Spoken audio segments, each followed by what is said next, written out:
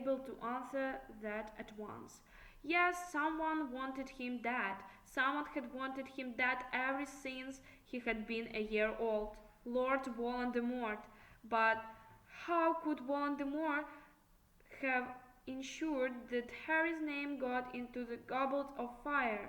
Voldemort was supposed to be far away in some distant country and hiding, alone, feeble and powerless. Yet in the dream he had just before he had awoken with his scar hurting. Voldemort had not been alone. He had been talking to Wormtail, plotting Harry's murder. Harry got a shock to find himself facing the fat lady already. He had barely noticed where his feet were carrying him. It was also a surprise to see that she was not alone in her frame.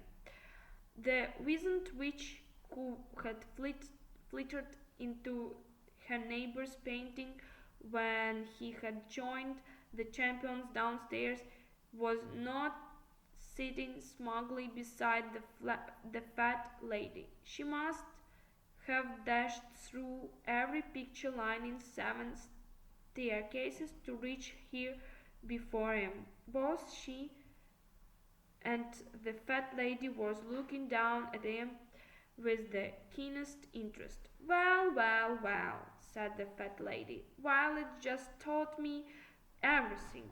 Who just been chosen as school champion, then? Balderdash, said Harry doubtfully. It most certainly isn't, said the pale witch indignantly. No, no, it's the password, said the fat lady soothingly. And she swung forward on her heels to let Harry into the common room. The blast of noise that met Harry's ears when the portrait opened almost knocked him backwards. Next thing he knew, he was being wrenched inside the common room by about a dozen pairs of hands and was facing the whole of Gryffindor's house, all of whom were screaming, applauding, and whistling. You should told us you'd enter, bellowed Fred. He hooked, half annoyed, half deeply impressed. How did you do it without getting a beard? Brilliant, roared George. I didn't, Harry said. I don't know how. But Angelina had now swooped down upon him. Oh, if it couldn't be me, at least it's a Gryffindor. You'll be able to pay back Diggory for that last Quidditch match, Harry, shrieked Katy Bell, another of the Gryffindor chases. We have got food. Harry, come and have some. I'm not hungry. I had enough at the feast. But nobody wanted to hear that he wasn't hungry. Nobody wanted to hear that he hadn't put his name in the goblet. No one single person seemed to have noted that he wasn't at all in the mood to celebrate. Lee Jordan had unearthed a Gryffindor banner from somewhere, and he insisted on draping it around Harry like a cloak.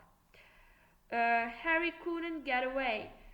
Whenever he tried to sidle over the stairs up to the dormitories, the crowd around him closed ranks, forcing another butterbeer on him, stuffing crisps and peanuts into his hands. Everyone wanted to know how he had done it, how he had tricked Dumbledore's H-line and managed to get his name into the goblet. He didn't say, I didn't, he said. Over again, I don't know how it happened. But for all the notice anyone took, he might just as well not have answered at all. I'm tired, he bellowed finally after nearly half an hour. No, seriously, George. I'm going to bed. He wanted more than anything to find Ron and Hermione, to find a bit of sanity, but neither of them seemed to be in the common room, insisting that he need to sleep and almost fluttering the little Creevy brothers as they attempt to waylay him at the foot of the stairs. Harry managed to shake everyone off and climbed up to the dormitory as fast as he could. To his great relief, he found Ron was laying on his bed in the otherwise empty dormitory, still fully dressed. He looked up when Harry slammed and the door behind him. "Where have you been?" Harry said. "Oh, hello," said Ron. He was grinning, but it looked a very odd, straight sort of grin. Harry suddenly became aware that he was still wearing the scarlet Gryffindor banner that Lee had tied around him. He hastened to take it off, but it was knotted very tightly. Ron lay on the bed without moving, watching Harry struggle to remove it. "So," he said, when Harry had finally removed the banner and threw it into a corner. "Congratulations!" What would you mean, congratulations?" said Harry, staring at Ron.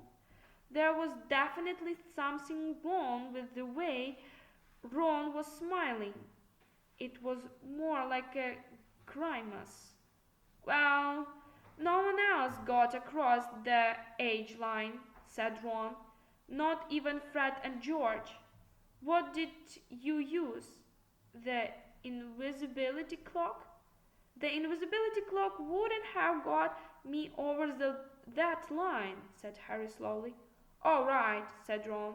I thought you might have told me if it was the clock, because it would have covered both of these, wouldn't it?